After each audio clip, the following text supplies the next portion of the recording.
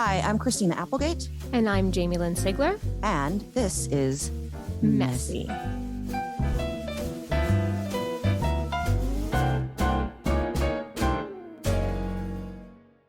Hello, everybody. Welcome to Messy. I am Jamie, joined by my lovely co-host from her bed. Yep, Christina in my bed. Today's a special day, guys. We've been talking about Bravo and our love for Bravo. It's kind of, other than like MS and like acting and all that other bullshit, Lance Bass, what's really bonded Christina and I is our love for Bravo. Am I wrong? Yes. Or am I right? No, I'm right. you're right. I'm right. Like an abnormal, almost kind of medically wrong obsession with shows on. Okay. I wouldn't want to go. I like to think I'm better than that, but okay. Well, we have our first Bravo celebrity on the show today. Yeah. Jesse Solomon is our first Bravo celebrity. And I love this for us. Your dogs are excited. Everybody's excited. He came onto our screens in Summer House. Was it last year? Yeah. Last summer. It was my first season.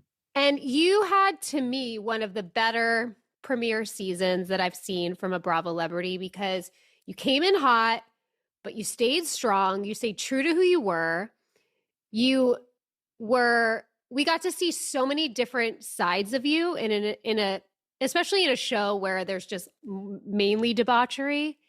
And I don't know, I think as a viewer, you allowed people to really connect to you in a genuine way, and we appreciate that. So here we have Jesse Solomon. Welcome to Messy. I mean, it's just truly an honor to be the first You are the first Bravo person on this show. I had no idea. So yeah, let's make it a good one. Thanks for having me. Happy to be here. We're glad to have you here. And one thing you need to know about me, when I talk about an unhealthy feeling towards Bravo, I have slipped into the DMs of so many Bravo people that now I become friends with them, like Daisy from Below Deck Sailing and Kate from Below Deck and even Luke. And Didn't Luke send you syrup? Did Luke send you syrup? Yeah, he sent me syrup. I can't believe you're not in my DMs, first of all. And because we knew we were going to have you. This is better. See, this is even better than me being like a little stalker weirdo. First and foremost, before we get into, our questions that we have loosely prepared, how did you get on the show? How did Bravo enter into your life? Did you watch reality television before? Did you watch Summer House before? How did that all happen? So I had heard of Summer House. I knew it was a popular show. I'd been going to the Hamptons a bit since I graduated college. I'd met Kyle kind of just out in the city. And then one of the casting directors hit me up on LinkedIn. And I was just your typical finance bro living in New York City. And I knew Kyle. I'd met Lindsay a couple times. A few of my buddies knew her. And they brought me on. It was kind of really quick. I got hit up June 14th. And we were in the Hamptons filming by July 3rd. So I was just like, you were a no-brainer for them. I mean, I think they brought me on as like, let's see if this kid sticks. And then I hit on Paige like the second I get there, and they were like, how could you not? She's the cutest. She's the best. They're like, he's perfect. I love Paige. But see, this is what makes me sad is that I want to think that you guys all are friends all the time and you just go to the Summer House together. Yeah, we do. We are. Okay. But I didn't like know everybody coming into it. I knew Kyle. But yeah, I'd met Lindsay, but yeah, I became friends slowly but surely. I kind of forced them to like me by the end of the summer. Is it a slow process of like, what's the journey of like being filmed all the time? Is it something that you were able to sort of kind of get used to right away? What did you enjoy it? Did you not enjoy it? Yeah, I don't think you Does ever... drinking help? Yeah, drinking definitely helps. I don't think you ever fully are like 100% comfortable, like your complete normal self, as if the cameras weren't there. Maybe sometimes when it's just surveillance cameras, but when there's like a giant dude standing 3 feet away from you with these huge cameras, and then another guy right there filming the other person, and there's like assistants coming in and like moving the box that they're sitting on, like, yeah, it's hard to be yourself. I can only imagine. Yeah, I think that first day I got to the house and I was talking to Kyle, like I definitely got drunk. My dad was like, just make sure you don't get drunk. And that was pretty much the first thing I did. But yeah, we have fun. You know, you learn over time, and it gets easier and easier.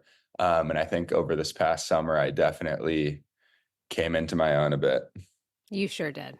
You were great. And I mean, I've been watching since season 1. So like in fact, I think I watched it in all the seasons in 1 week. That's how I kind of do things. You watched it in seasons 1, but you watched all the seasons within like 2 months. Well, I'd never seen a reality show until 3.5 years ago when I was diagnosed with MS. I had never seen not one reality show. And the next thing you know, I've seen every franchise of every Housewives, every episode, every Summer House, Winter House, Southern Charm. Oh, wow. I mean, Southern Hospitality, Below Decks, all the below. Like I'm like a crazy person because now I'm just home. So I love Summer House so much. It's like my favorite thing, by the way. It's interesting. Yeah. People who have never watched reality TV who now are watching the show because like they're my close friends or family. Some people are like, I can't watch this. You're the only reason that I tune in, and like I watched a few episodes but couldn't do it. And some people are like straight up addicted. And I haven't found out like any sort of rhyme or reason if it's like my most brilliant friend is addicted to it now, and I kind of feel like responsible for maybe like making him No, it has nothing to do with levels of intelligence. I'm brilliant. Yeah, I was gonna say she has a dick. She has a book of words next to her in her bed all the time. Anybody could love it. It doesn't matter who. I have a dictionary of etymology next to my bed. I love words. I'm a nerd. And I will watch this stuff over and over again. Sorry. Here was my sort of like observation, at least for myself, of why I like reality television so much, is you're able to witness trauma at a very safe distance, right? It like doesn't affect your life, but you're able to sort of watch people go through traumatic things, and allows you either to feel connected or gain perspective. I mean, I think reality stars are the bravest people in the world.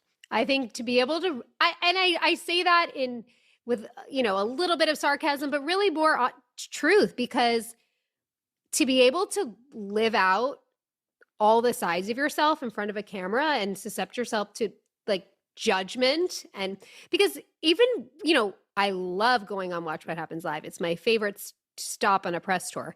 But you're asked questions to basically judge other people and their choices and what they do during their life. And that's really hard to put yourself out there in that way. Yeah, it's interesting because people like really have like an emotional reaction when they meet me. And I'm just like, I'm trying to understand why that happens. And because like, it's such an honor that people get so excited. But I'm like, why do people care so much about me? And it's because they feel like they know me, I think. Mm-hmm.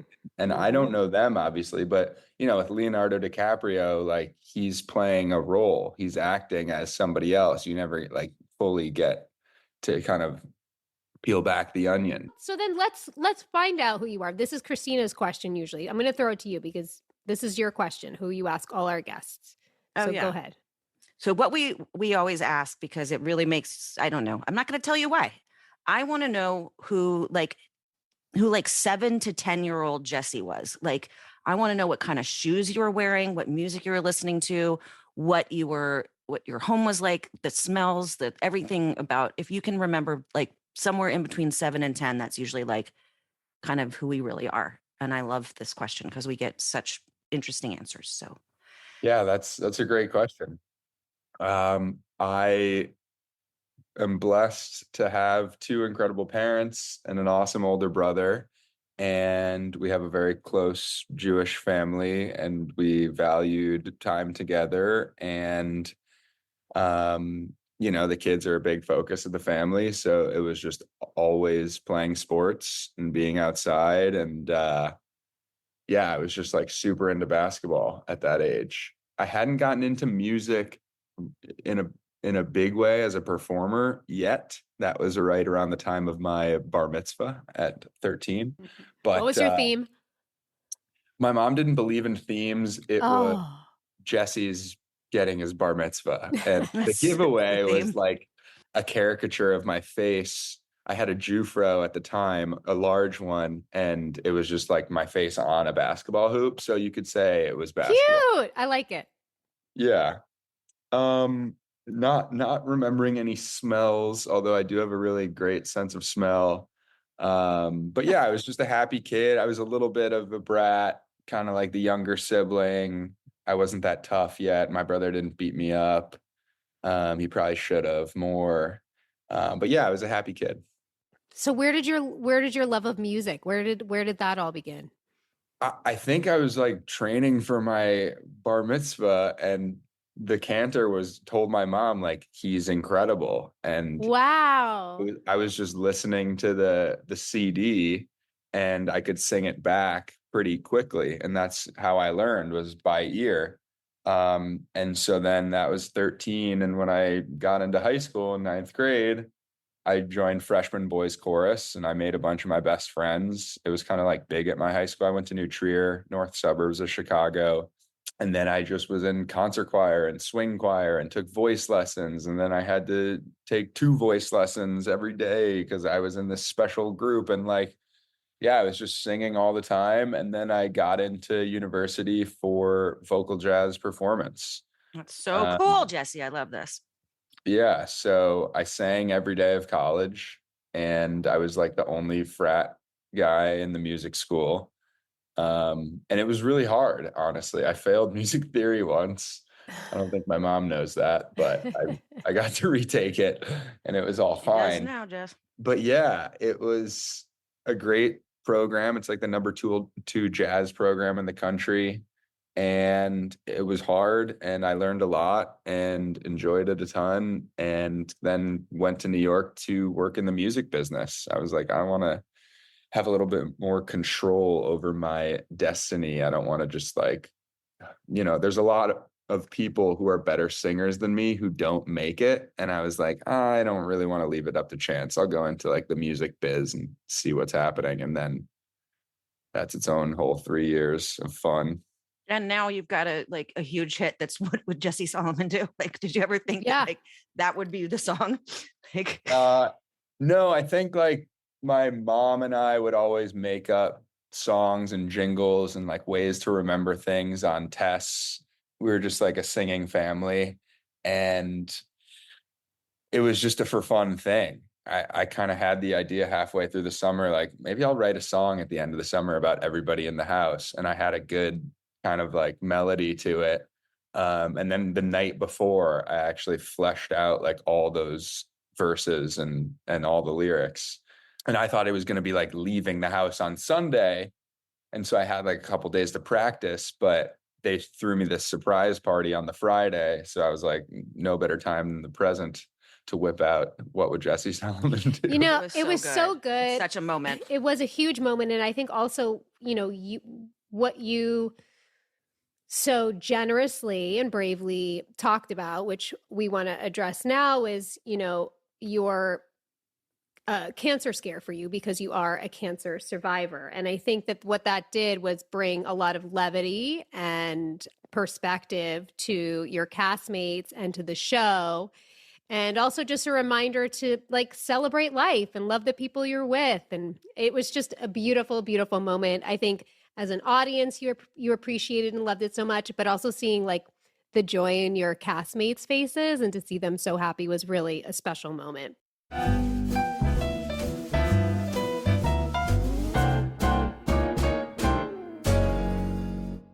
Support for Messy comes from Fatty15. I'm just at the time of my life where I'm really noticing signs of aging. I've got a little bit less energy. My sleep's kind of off. My joints are a little stiff. And I don't want to feel this way yet. I have spent so much time and money and energy on my health and wellness products and supplements that are there to make me look and feel younger. And I have finally found something that's working. We're so excited to share with you guys C15 from Fatty 15. It is the first essential fatty acid to be discovered in 90 years. It's an incredible scientific breakthrough to support our long-term health and wellness, and you guessed it, aging. Fatty 15 co-founder Dr. Stephanie Vin Watson discovered C15 while working with the U.S. Navy to continually improve the health and welfare of aging dolphins. Okay. And that eventually led to studies finding the first new nutritional deficiency in 75 years called cellular fragility syndrome. And it's caused by a lack of the essential fatty acid C15. As many as 1 in 3 people worldwide have low C15 levels and cellular fragility syndrome. So thankfully, C15 repairs age-related damage to cells. It protects them from future breakdown. It activates pathways in the body that help regulate our sleep, our mood, and our natural repair mechanisms that support our overall health. Fatty 15 is on a mission to replenish your C15 levels and restore your long-term health. And you can get an additional 15% off their 90-day subscription starter kit by going to fatty15.com/messy and using code MESSY at checkout. Again, that is fatty15.com/messy and use code MESSY at checkout.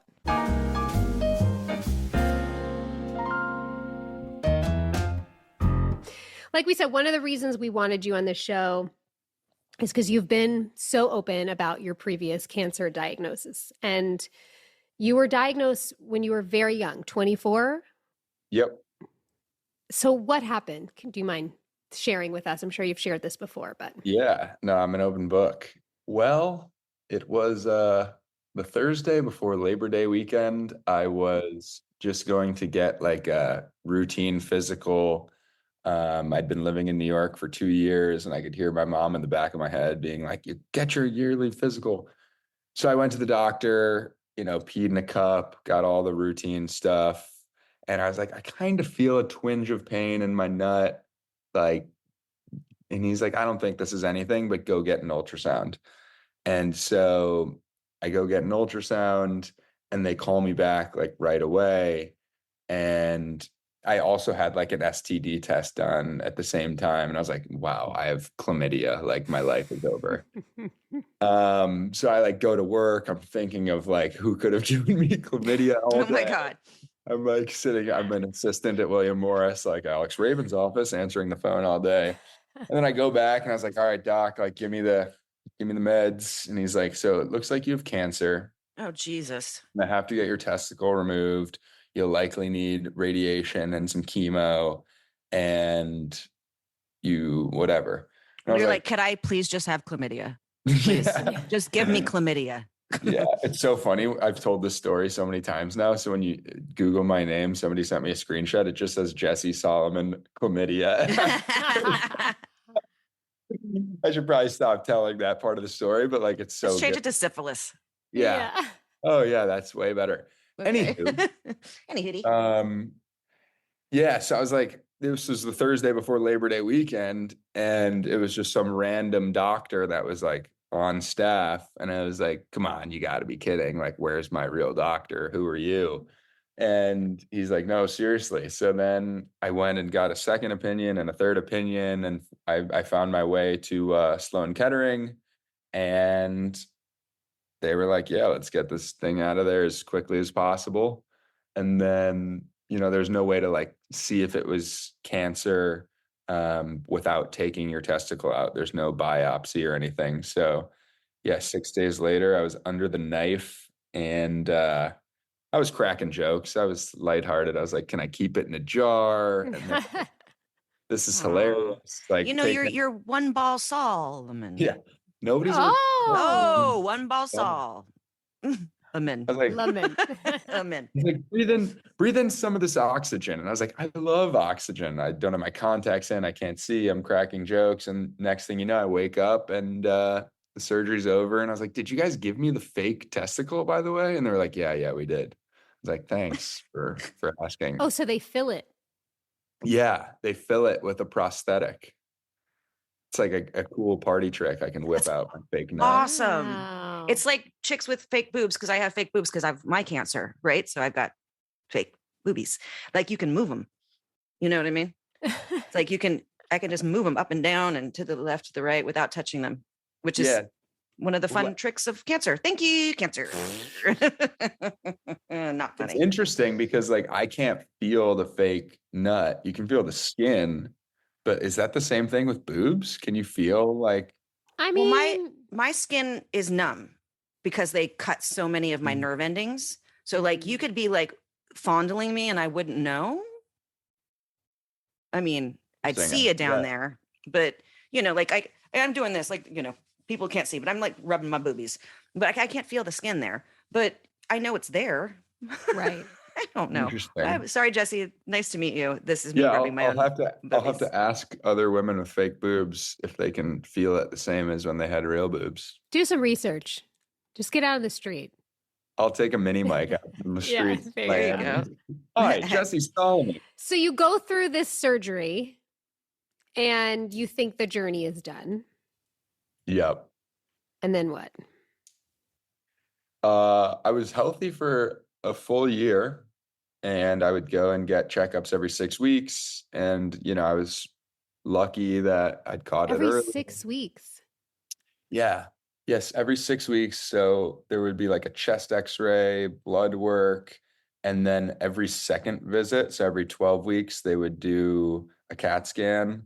And those suck because they like pump you full of gross stuff and radiation from the machine and whatever. But yeah, I was healthy for a full year. So then when the doctor came in and was like, hey buddy, cancer's back, I was like really caught off guard. Did he say it like that, Jesse? Absolutely. Hey buddy. What's up? No, I'm just trying to keep it light, you know, because it was, and then 4 rounds of chemo, 5 days per round. It took like 3 or 4 months to get through the whole thing. Did you stay in New York for that? Did you go home? Yeah, I stayed in New York because I had this fantasy that like my life wouldn't change that much. Mm-hmm. And I just wanted to keep things as similar as possible and try to like go to work and stuff. I just had no idea how bad it would be. So yeah, different members of my family would show up for like a week of chemo. And how bad did it get? The first round was not that bad. You know, you wake up early, you go sit in the waiting room, just a lot of waiting, you know, and then they prick your arm and then you've got liquid pumping for like 4 hours and you go to the bathroom a lot and podcast and whatever, and you get kind of nauseous, but I wasn't like throwing up all the time. But then I got like a cold going into my second round, and then chemo got delayed. And then I would get this shot to make sure my white blood cell count was high enough to do chemo. And I had another cold going into my third round. And they were like, your white blood cells are fine, so we're going to do it anyways. And then I got pneumonia. And I always say, oh my God, dude. Yeah, chemo, not that bad, but pneumonia, terrible disease. Yeah. I had pneumonia twice. I mean, I lost my hair, which was like expected, but still not fun. So yeah, it was, but you know, you'd go to chemo, you'd go home, you'd smoke some weed, take a nap, eat some food, do it again the next day. Like it could have been worse. It was kind of like a stay-at-home vacation of sorts. My mom has had cancer 3 times, breast cancer twice and ovarian cancer once. And then she was going through her chemo for a couple of years, had like 8 surgeries and stuff like that. But when her hair was growing in, this is how we made it happy. I would dye her hair with manic panic, she would have like just a bang and then like no hair, like some of it coming in. So we would just make it fun for us with like so purple and black and red. And, you know, I don't know why I'm telling you that story, but that's because of the chemos and I watched it happen. Yeah. So, but you got to make it fun when it starts growing in. I was 20 when I was diagnosed with MS. And while MS and cancer are very different journeys, I can understand and connect with you on no, I think my life is just going to still be the same while I live with this because I'm young and I don't want my life to be different. It's a small state of denial, survival, whatever you want to call it, maybe a mixture of all of the things. But, now I sit here, 23 years later with a similar perspective to what I hear you have, in that I believe that MS is one of the best things that's ever happened to me because of the perspective and the mindset that it's given me. And I know that you've said the same, and I just would love to know, was that something that came over time? Was it something that you were feeling going through it? How were you? Because you are still so young. And I think that, especially as a man too, to be able to, have that perspective is really important and special. Yeah. Thank you. Definitely wasn't right away, but yeah, I would say within a year after getting over the sickness, and I got a flu shot after chemo because I was like, definitely don't want the flu now that my immunity's low. And then the flu shot took me out for a couple weeks. But yeah, I would say as time went on, you just get super grateful for everything, and you realize you don't know what anyone else is going through. I was walking down the street with a hole in my stomach because somebody just ripped one of my nuts out. And then I was getting you couldn't tell from the outside that I had just had a surgery like that. And I was like, if I got mugged right now, I would be so screwed. I couldn't defend myself. And you just never know. People have all types of terrible situations going on at home. And I just felt so blessed that my parents had the means to fly in. I was at the best hospital for what I had in the world. I mean, so many things that just, even though it was such a bad situation, I was so fortunate to have that type of support system and care. So yeah, I think before I would worry a lot about what I was doing that weekend and missing out on an event or a girl. And it's just really hard to care about those things once you've gone through something where you're like, oh, I could potentially die from this. Yeah. I don't know why I'm bringing it back to my mom again, but it's something that, it's like that thing of, my mom was diagnosed with cancer again in Christmas 2020. So January 2021 is when I started having symptoms of MS because I was so stressed out. But I was going to say about the gratitude of what, you were able to get the care. They literally told me they were not going to do surgery on her because she's too old and there's COVID and she's had a good life. That's what they said. Yeah, we can't. There's so many people out there in the world too that can't afford or, can't get into the right doctors. And you recognizing that is beautiful. And, we shout out to our people out there that take care of us.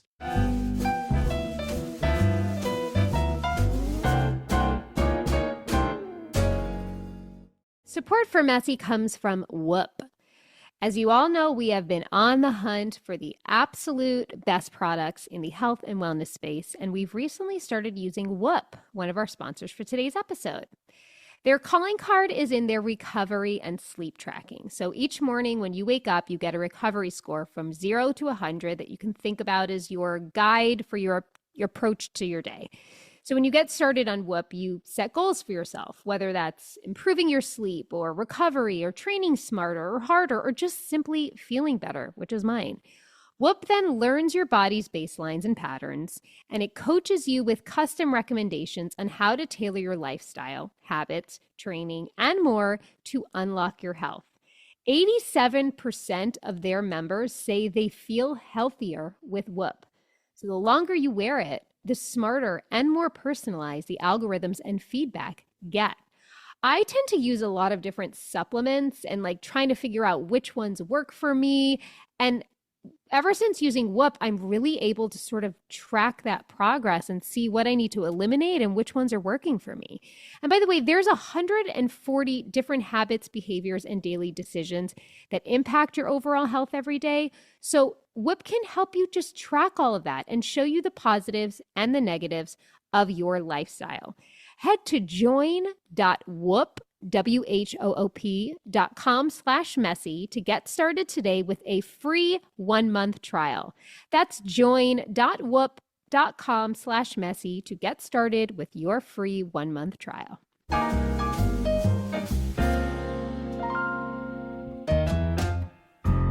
You have to give yourself a lot of credit, and we give you the credit too, because that perspective doesn't always come along with that journey.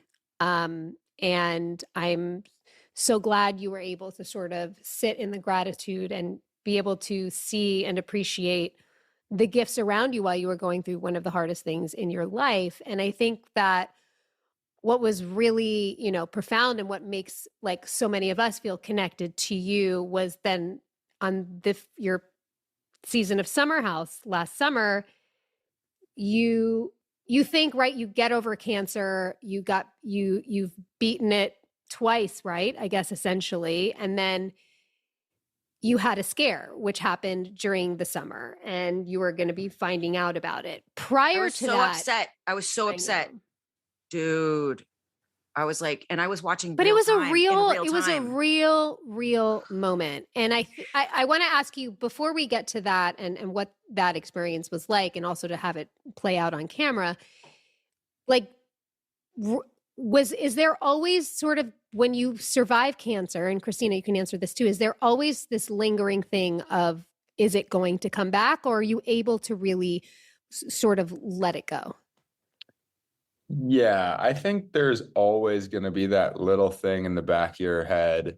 But for me, it's only when it's leading up to a checkup. Otherwise, I'm pretty much able to just more or less forget about it. Can I say, like, is it like, I'm like 3 days before, I'd say like 3 days before my blood work, I'm like start to panic, and then I get sick, and then I don't want to be there, and then I have diarrhea because I know that it's coming. And I had cancer in 2008, and I'm still flipped out. So, oh man, is it 3 days for you? What is it for you before? Yeah, I would say it's like the worst ever. Yeah, like 3 days, maybe even a week before, you just start thinking about it, and then you're like, oh, what if? And then you think about how it would affect all the things that you have planned that are coming up, and you're like, it can't be right now. But it always comes back at like the worst possible time. And that's life. But well, it's not the worst. It's cancer. It's the worst possible thing, period. Whether or not you're in a good mood or a bad mood, my friend. It is not. Yeah. It's not an enjoyable diagnosis. Are there things that are there people you lean on, books you lean on, mantras you lean on, things that you use to help you get through sort of those fearful times? No, I think I'm more just proactive about my health. And that kind of keeps me sane. But yes, I have, best friends that I can talk to about all that stuff. But no, I don't get too anxious about it typically. I think just on the show, I felt something on my nut, and that's why I was like, I'm fucked. It's over for me. I literally am going on to get my checkup on national television. Like, I just punked myself. You have cancer again. This is terrible. It must have been so frightening. Did you contemplate not doing it on camera? Did you have the option to not do it on camera? Or talk about it? I'd been doing this for 4 years, and it kind of always went off without a hitch. So I was like, oh, this will be great. I'll get to celebrate 5 years. It never really even crossed my mind that I could go south. And then, I was just so in it. And, that's kind of what you sign up for, is like, they're going to follow your real life. So Truly Original is the production company that makes our show. They were really respectful and, didn't push the boundaries too much. They didn't like come into the doctor's appointment with me. They just kind of like hung out, and they made my mom feel comfortable. And so they were great. But yeah, it was definitely a wild experience, and I wasn't expecting it to go that way. Yeah. I wanted to say something about, you bringing that to light is something that, a lot of people don't think that a young man of 24 would be diagnosed with testicular cancer, or as your sister in cancer, ball cancer. I can say that. But I was diagnosed at 36, long before they suggest you getting mammograms. So I feel like by you bringing this to light, and now us getting to say it too, this is huge. And what would you say to these young men? Like, don't fuck around. Like, you know, we're supposed to be feeling our boobs and doing all this stuff. But they're like, the government saying 40. I was 36. I'd be dead if I waited till 40. So tell me. People are getting cancer at younger and younger ages at higher and higher rates. The best form of preventing, fatal cancer is early detection.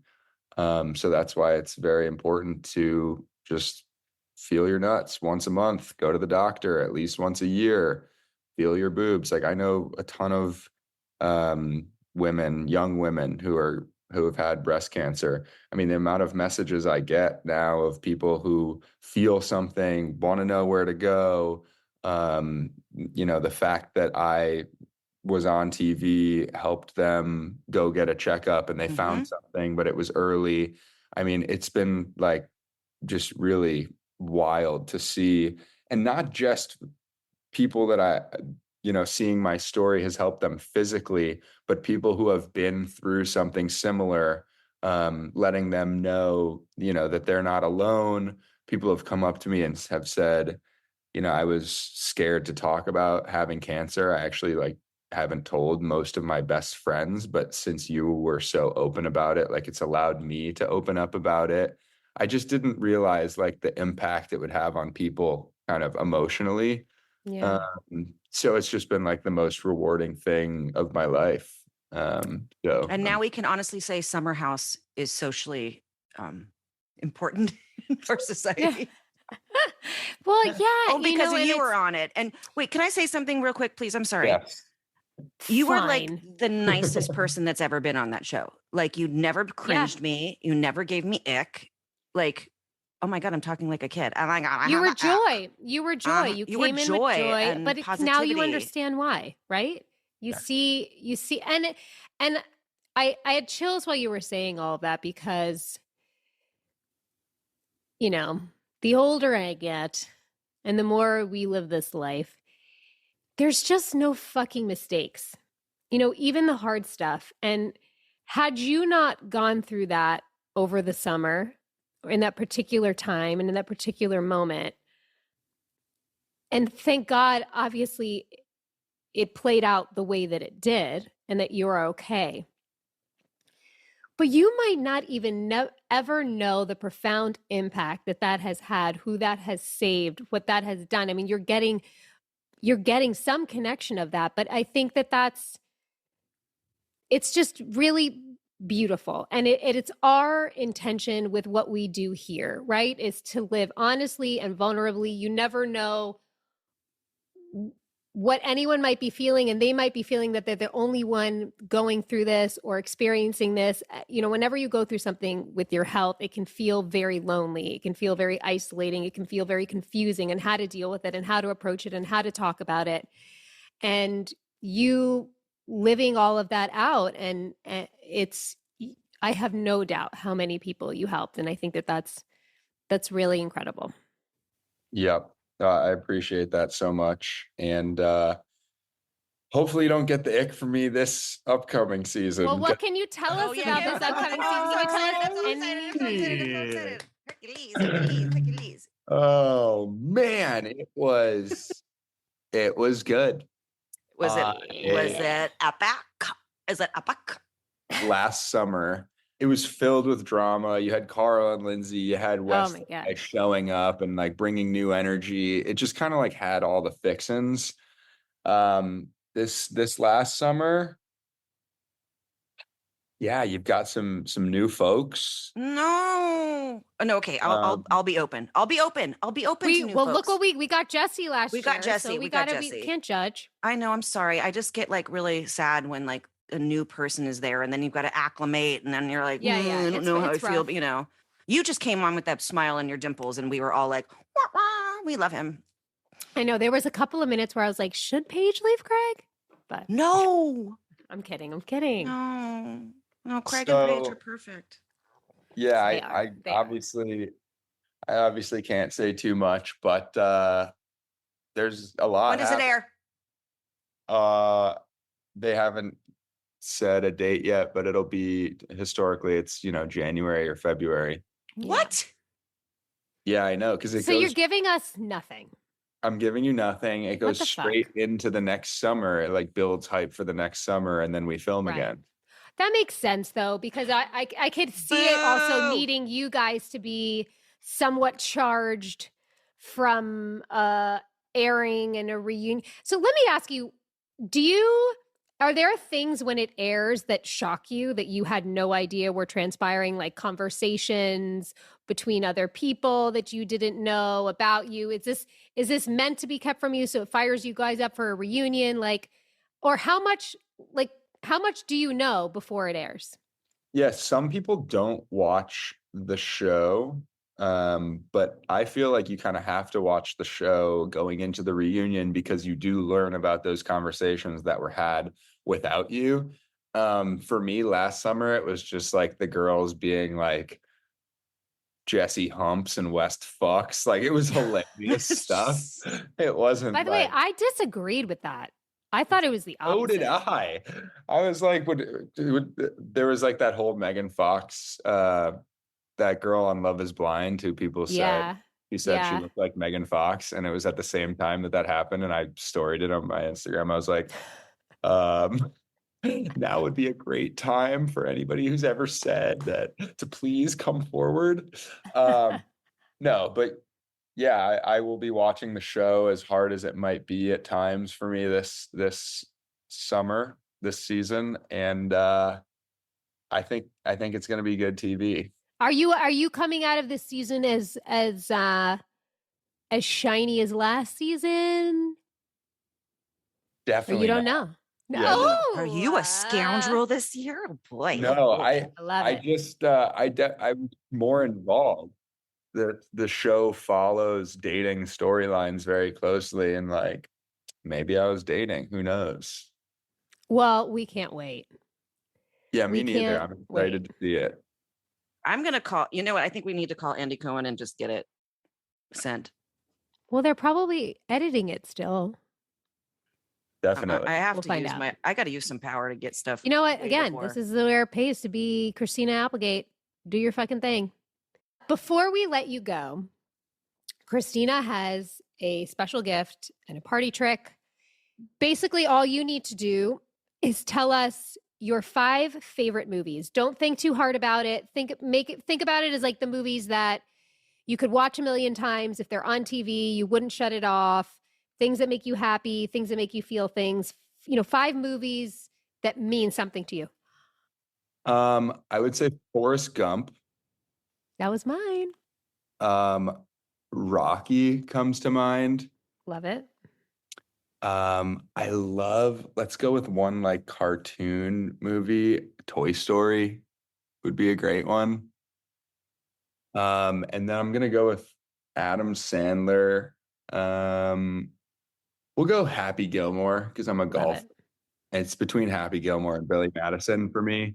And then I would go with Superbad as just like an all-time incredible comedy. That's my husband's all-time favorite. Okay, you guys talk while I have to. Okay. My little psychic abilities have to. Yeah, Madam Christina is going to go take her moment. Well, so what do you like to watch on TV? I've started to get into some of the Bravo shows to just see what my colleagues are up to. Up to no good is what they're doing, kiddo. Yeah, I mean, and I love it. Are you like a crime guy? Are you like a comedy guy? What's a show that Jesse Solomon likes? I think murder is just like such a cop out to create a good show. I mean, I just watch whatever's trending. I like things that feel real or are based on a true story. So like I just watched the Monsters on Netflix, even though there was murder in that, but like still obviously way more to that story. I'll just watch whatever's popular. I mean, I loved The Sopranos and Entourage. I know a lady who was on that show. A long time ago. Yeah. Are you, but like, do you watch a lot of TV, or No. you're more like, you're like out and about and living your life Yeah. and not holing up in your bed watching TV a lot of time? Yeah, I don't typically just rot and watch TV, but like when I get Hey. No, rot is like No judgment. it's a trending Television. term. Rot is like a cool thing to do for the girls now, right? Okay, teach us the logo. Okay, fine. And The lingo. Right. Yeah, rotting is like in. Okay, cool. Then I'm awesome. Yeah, like Breaking Bad was an all-time favorite show. Like, yeah, I love the great shows, but I'm not like watching everything that comes out. Got it. Okay, so are you ready? We're ready. Tell us. We didn't say what you do with these movies. She's going to tell you everything about yourself, basically. Go ahead. And if I'm wrong, but I usually am not. You're still waiting for that moment that you think is supposed to happen in life when you cross a finish line, that everything's going to change and that the glory of life is just going to bestow upon you. And you're still running that race to get there. But you have the know-it-all and the wherewithal to know that it's the journey, not the destination. There you go. Wow. That really hit. She's good. She's fucking good. So I am waiting for that moment, or I'm not waiting? You're patiently impatient. I think there's this fantasy that it's like, I'm going to break through that tape and then everything's going to change because it's the ending. And what I'm telling you is you've got to remember that it's your now. Your now is the tape. Your now is the tape. Everything feels pretty great right now. Okay, Good. so fine. I fucking was wrong. Great. No, you're right. I wasn't saying that's like shit. It's like, it just from what I was reading about these movies are about overcoming. Every single one of them is about overcoming something and getting to the other side of something. And I don't know. It's like, maybe it's the thing lingering over you with cancer. It's like these things of like, I never have to have that in my life, or I'm going to win that award, or I'm going to have the fantasy happen. It's like reach that goal, that goal, but nothing ever changes. Yeah. But the journey is more important. Is the prize. Enjoy. That's the prize. I couldn't agree more. Okay, so I'm gonna stop. I'm retiring. I'm retiring. You were right. You were right. I think you should be a fortune cookie writer. And I think for me, that thing that I think is going to change is like if I have a music career, but I think it'll just be the same as things feel now. Maybe I'll just like I think life will continue to unfold and surprise you in all of the ways that it seems like it's unfolding in a way that you never imagined. And I hope that continues for you, because you seem to be somebody that just takes an opportunity and just, throws yourself in it. And you have a trust. You have a trust about you that most people your age don't possess yet, because you've been through some serious shit. So we're excited to see what the future holds for you, Jessie Solomon. Thank you for being our first bravolebrity on Messy. And before we end, my special trick, which is not a trick, is I pick a card from a box and I read it. And we affirm it with our favorite saying, which we both happen to have tattooed on us, which says, "And so it is." Usually, I don't know how, but usually always pertains to our guest and what we're talking about. So we'll see if it happens today. Okay, before we finish, can I just ask, how is your guys' health? Everybody doing okay? We're feeling good. You're so sweet. Thank you. We have a disease that's forever. That's all. So it kind of, for me, sucky. I'm having a sucky day today. Really sucky day with my legs. Very painful. But, this one doesn't go away. Go ahead. Yeah. For me, thank you for asking. I'm good. I've lived with this thing for over 2 decades, and it's taught me a lot about acceptance. And my son, my 11-year-old son this summer went through something really traumatic and he almost died. And he's come out of it really joyful and grateful. And he is just a living reminder for me. And he's allowed me to sort of rise above what I'm feeling every day. And so to answer your question, I'm doing well. It is what it is, but I'm great. So thank you. Do the best you can. That's all we can do. All right, ready? Okay. Here we go. We are each gifted in a unique and important way. It is our privilege and our adventure to discover our own special light. And so it is. And so it is. This show is executive produced by Christina Applegate, Jamie-Lynn Sigler, and Allison Bresnick. Our audio engineer is Josh Windisch. If you want to show us some love, don't forget to leave the show a rating or a review.